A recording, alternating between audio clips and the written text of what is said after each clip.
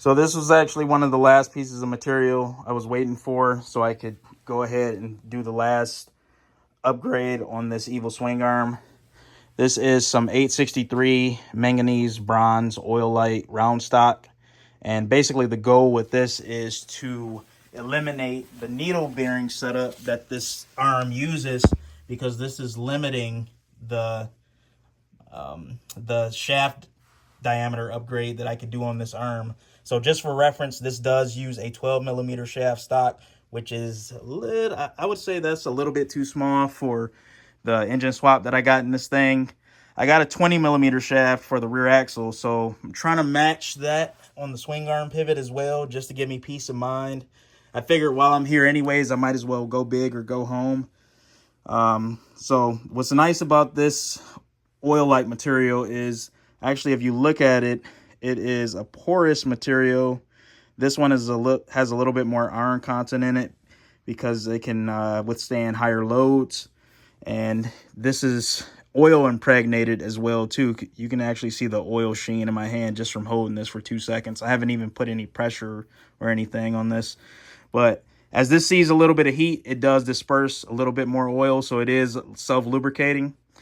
And to move the swing arm to this type of setup, it does require a little bit of machine work.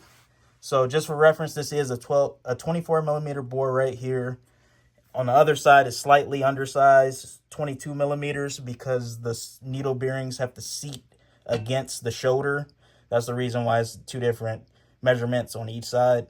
So I want to bore the swing arm out 2 millimeters on the inside, and this will be set up with 2 flange bushings that press in, one from one side, one from the other. They made up in the bore, and I'll have a 5 millimeter flange on each side, which will locate the swing arm, and then it'll also act as a barrier, so there's like no metal to metal contact, friction.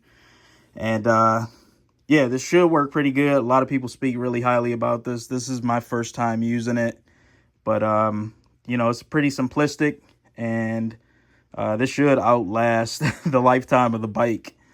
But this is kind of a cheater way to get a big shaft in these two, because now I don't have to run a sleeve setup, because the shaft can just run, right in this bore. Everything will be machined to spec with clearance, obviously.